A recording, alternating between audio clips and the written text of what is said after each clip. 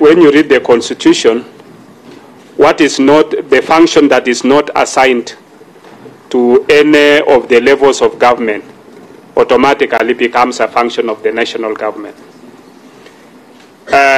Registration of unions is, registration of unions is not, I need that to be assisted also by the lawyers. It's not assigned to any of the levels of government. It is to national. So it becomes a national function. Registration. The Chair? Yes. We have a registrar of trade unions. Within the Ministry of Labour, yes, Chair. So I wanted to find out whether this Kenya Medical Laboratory is registered under the trade unions. Through the Chair. It's registered? It is registered by the registrar. Chair, thank you very much. I think we are all misinterpreting. Yeah, and you are a trade unionist, so you can also guide us. I think we are all misinterpreting the ruling. The ruling was very clear. There is that they have not reported the dispute to the body that deals with it. And so what the chair, your co-chair, has directed is that they report the dispute to the labor, who will now take it up, do conciliation, discuss whether they want to discuss with COG or with the Nyeri or whatever on the registration, and that would be, on the recognition. There is a pathway that has really been given, and if we follow that one, I think it will be okay. If we look at it, because that is what the rule says. Through the Chair. Chair, maybe just to clarify that the COG is in law. No, that is why we've called you here. We don't agree with the with the Senator General. I think the aspect, Chair, is and he said it is something that is discussed in the past. He's won others, he's lost others. No, it's only the Secretariat is not anchored in law. Yes. Honorable Senator Gerard Gay, order. Chair. Yes, Honorable Mithominjuki. Chair, let me just support my chair by clarifying that on the two issues of KMPDU and Kuruka, we have a recognition agreement as Council of Governors. And therefore, we have the full mandate of the Council to come in and engage them on behalf of the Council.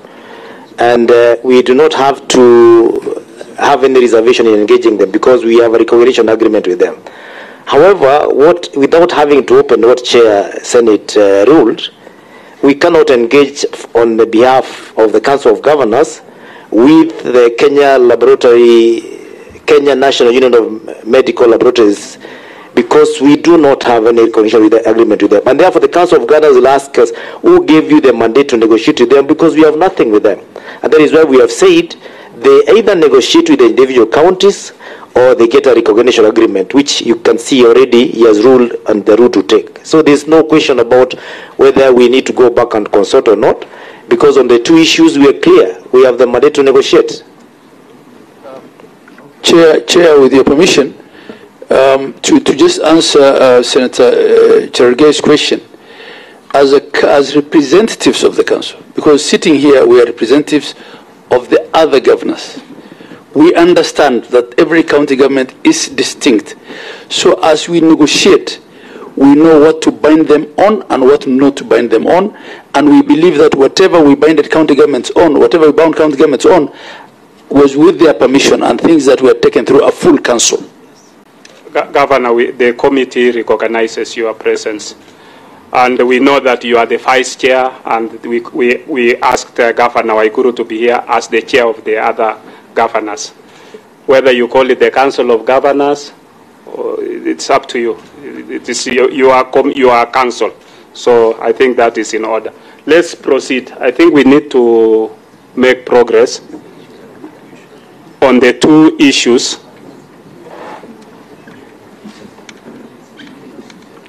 On KMPDU, and we've already finished with the Kenya Medical Laboratory, that's finished. We want to come back to KMPDU and the Kenya Union of Clinical Officers so that we can make we have not finished. Order. You don't put a mic on your own. Can we, what is it, Prof? Sorry. I want to put something correct, and it was raised by the Vice Chair of the Council of Governors. He was talking of stipend. What? He was talking about the stipend for intern doctors. I think we've not No, he said it. He said it. Can we get first order, Professor Chaldes? Okay. Can we just get first the two issues that are remaining that are thorny? Then once we discuss that, then we can be able to come to a conclusion. Thank you so much, Chair.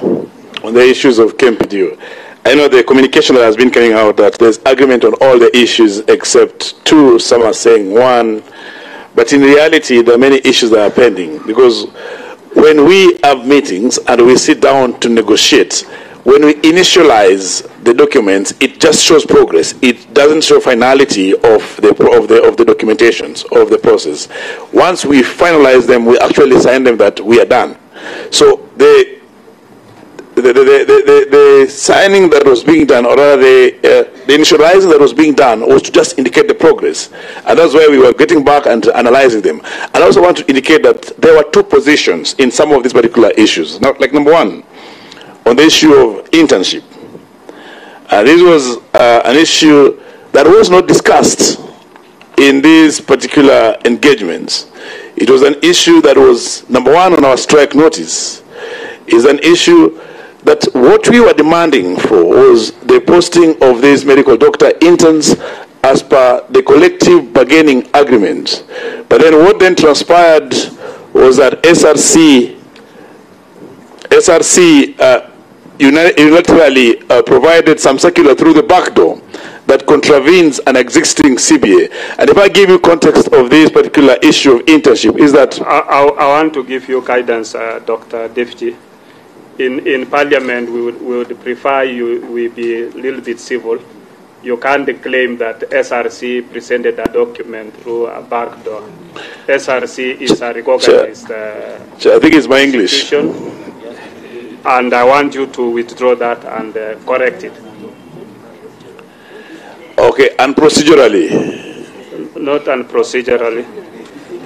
Because so I don't have the English word to use on it.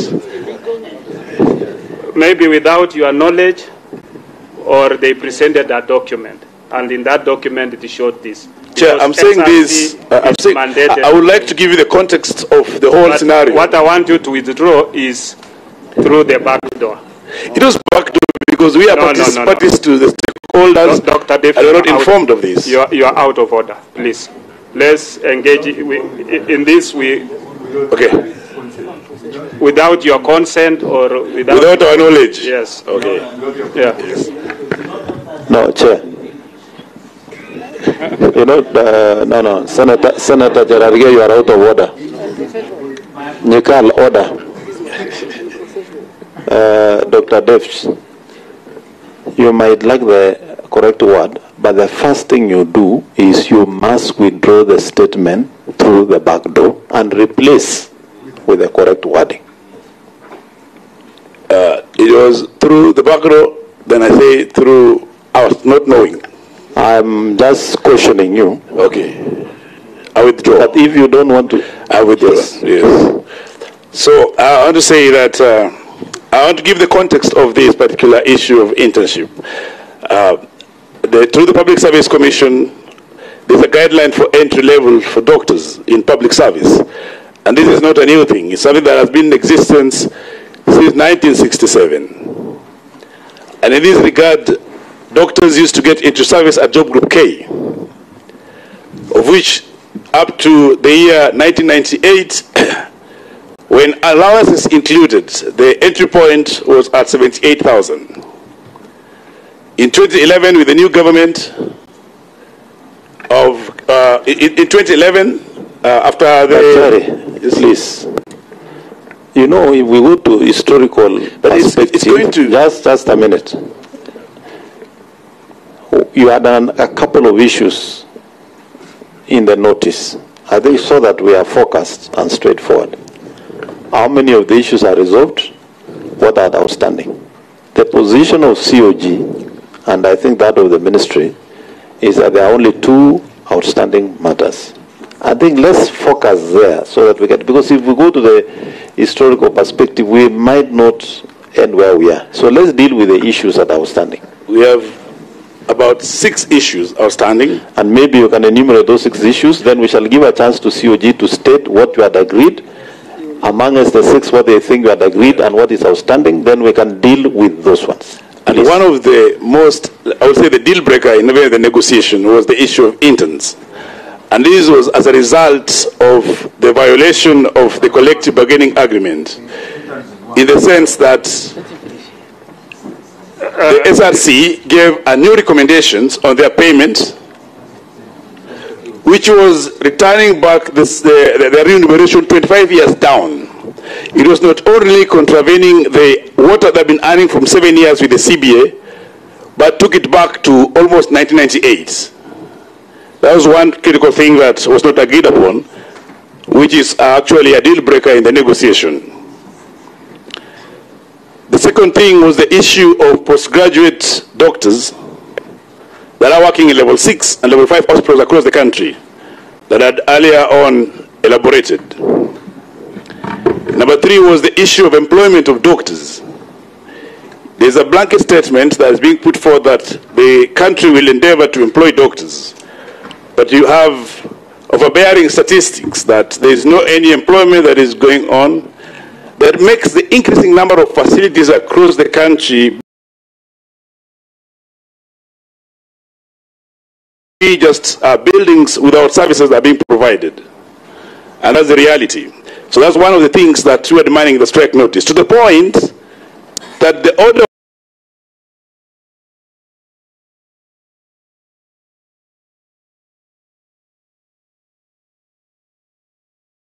of the judge. The other issue that was not resolved is the issue of promotions, and there's no yet a clear-cut plan on timelines for their promotion. The other thing is on the discriminatory engagements of doctors, particularly Kenyatta National Hospital, where we have doctors being engaged on a third of the salary of the wage of the other doctors.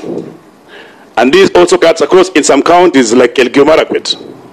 So that's something also that was also not resolved, because we have these doctors that actually are being exploited as they offer the services. That is issue number what now? Number 5. The issue number 6 was the issue of Kirinyaga County and the issue of NMS, where doctors are engaged on the contractual terms. Yes, we've had sign line engagements with both the governors, but those issues remain and they're still pending. Thank you. Thank you very much. Yeah, those are 6. Yeah, okay. So we shall allow the council before we give the cabinet secretary. Chair, before you go, point of order. Let's allow him so that it doesn't. Yes, that when we are discussing the issue of internship, I would really like to know how SRC came up with this particular figure that they are putting forth, and how it overrode the letter of no objection that they gave us in 2017 onto our CBA, and how it came to be implemented. Chair, COG. Thank you very much, Chair. When we started, we requested that we start with things that have to do, issues that have to do with COG, considering we were here very early in the morning. And then when it's dispensed, maybe we can go to the issues that have to do with the Cabinet Secretary, so that those who have to travel, some of our colleagues are actually on their way to a function in Mombasa. So I don't want them to leave me here by myself before they are resolved. But on the issue of interns, Chair, that is completely an issue of the national government.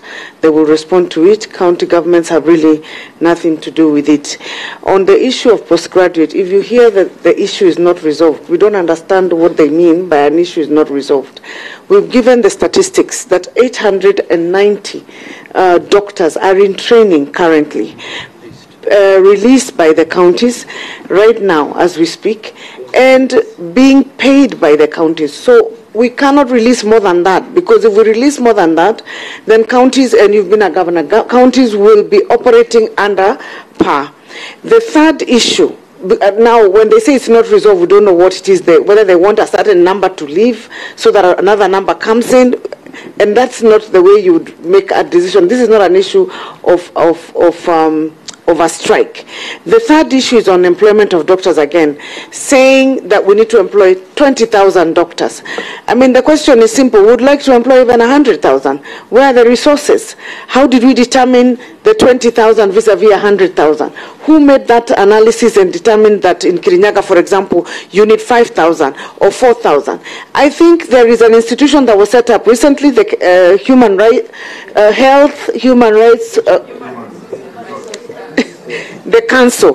The council is mandated to come up with a policy and guidelines and staffing norms. And we told them, once that staffing norm is provided, then we'll implement it as much as possible. There is nowhere in the world where the UN standard says that you need, for example, 1 doctor per maybe 1,000 patients, that actually is achieved in developing countries. It's not possible. It is dependent on whether the resources are there, etc. And that is why that council is established, so that they can come up with that. Now, when they say they won't withdraw their strike because we have not told them about the employment of the new doctors, the council governors are at a loss. Similarly, as you have heard on the issues of UHC, we are willing to absorb anyone, so long as the requisite budget that was paying them on that side comes on the council side, and the counties are able to take up that cost. Now, on the issue of promotions and performance, the counties that have not promoted doctors were to commence the process in accordance with the prevailing HR policies within 1 month. That is the commitment we made. There can be no other commitment, because you can't be promoted just like that, because promotion is also determined by HR policies and performance, and there is a procedure. So HR, the discrimination issues of KNH are not county. But for us, we gave our commitment about the ones who have not been promoted. In the last 3 years,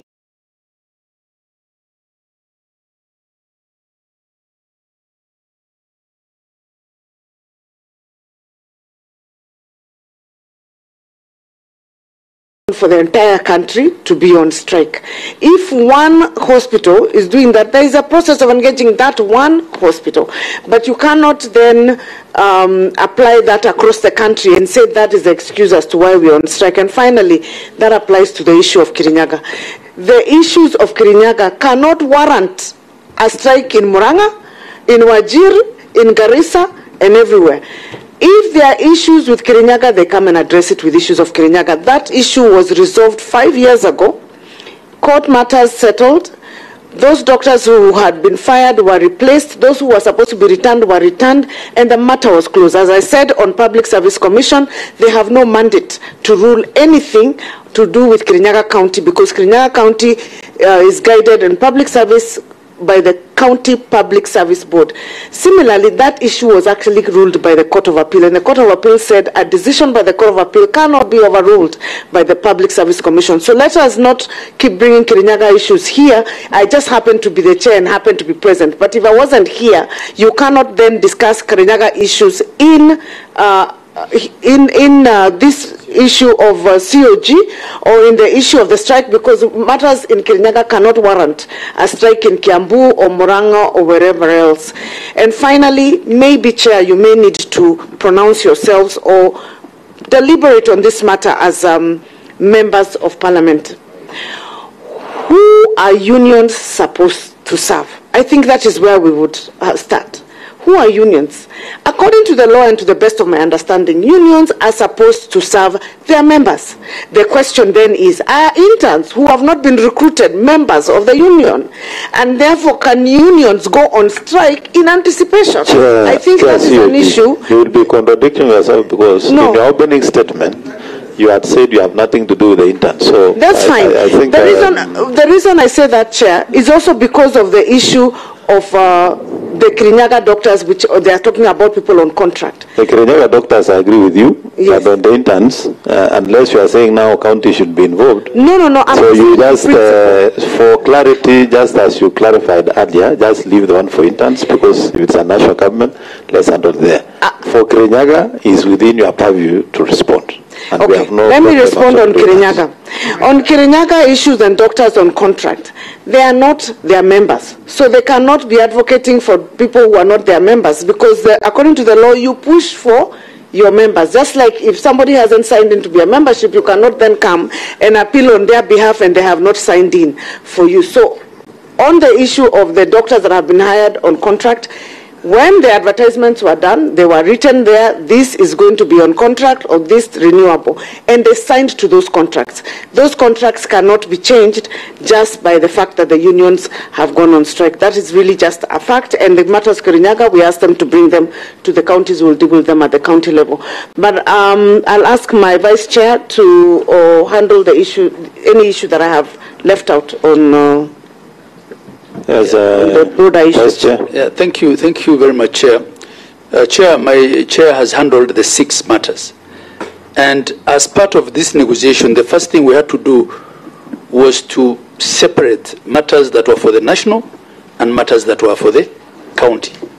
And everything that had to do with county governments, which we're negotiating on as representative of the council, is actually captured in the document that we gave you, which is co-signed between us and them. The only reason why we keep raising the issue of interns is because the law under labor relations law under section 78(1) actually prohibits what's called sympathetic strike. So someone in my county cannot be striking for a reason that has nothing to do with them, because they are sympathizing with people who are being, in their view, being treated badly elsewhere. And if Mheshimiwa didn't like my use of the word stipend, you can call it anything. You can call it salary. You can, whatever interns are being paid. Yes, sorry about that. So whether it's allowance or salary, I don't know the terminology. But all I'm saying is, whatever they were to be paid was not to come from us. That I'm sure the Minister for Health will appropriately address. So, Chair, having tackled all the things that had to do with counties, and if we had to be honest, having obtained an agreement on those issues, the draft agreement which was co-signed, in fact, we even fought over the wordings of how it should be worded, and sometimes we gave in and sometimes we came to a compromise. Now, opening up the same, because they could not get a sign-off from their advisory council, left us with no option really. Because as far as we're concerned, Chair, I spent the entire 1 week in Nairobi and in late meetings until 2 a.m. at night, sometimes, between ourselves and the ministry. And there were 3 ministers there: Minister for Labor, Minister for Health, Minister for Public Service, and the HOPS, who was chairing the One Nation approach. I don't know what else we could have done. In good faith, let the doctors admit that there is nothing remaining on our side. We have agreed to everything. And then they sort that 1 or 2 matter with the national government, and we call off this strike for the sake of Kenyans. Thank you.